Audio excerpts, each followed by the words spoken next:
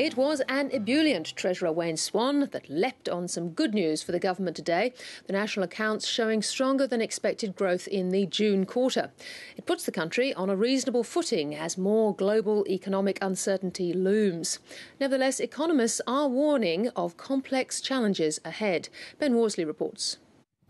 They drenched a landscape and buffeted an economy, but recovery from Queensland's floods appears at hand. Today's figures don't just confirm that our economy has bounced back strongly from these events, but they also show there are broader signs of underlying strength in the economy. The national accounts have surprised more than a few. GDP growth for the June quarter was 1.2%, the fastest expansion in 4 years, and a recovery from the negative growth figure the previous quarter. For the year, growth was at 1.4%.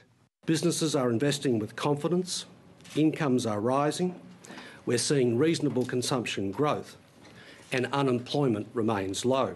The Treasurer might be bullish, but economists are less so.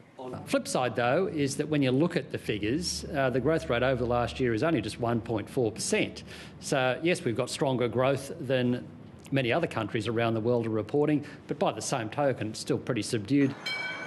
The June bounce can largely be explained by surprisingly strong household spending figures, defying the recent gloom in the retail sector.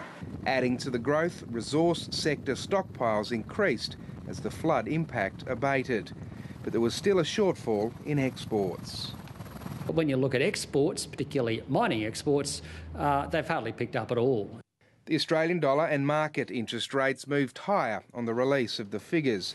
Markets now see less chance of a near-term cut in official rates. They won't put pressure on interest rates to go up, certainly. Would they put pressure on them to go down? No, there's not enough in here to say interest rates will go down. The man who controls those monetary levers has tailored his message. Earlier this year, Glenn Stevens left the door open for rates to rise. Now he's leaving his options open. I think we're well positioned at the moment to respond to whatever comes along. And, we need to keep an open mind about what our response to events might be. By events, Glenn Stevens means the looming financial crises in the United States and Europe. There are any number of hurdles in Europe and in the US that may well provide a catalyst for anxiety over the period ahead, and I think that state of affairs is likely to persist actually for quite a while.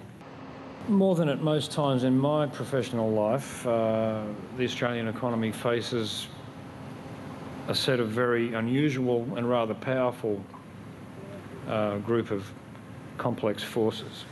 The world teeters, Australia holds its breath.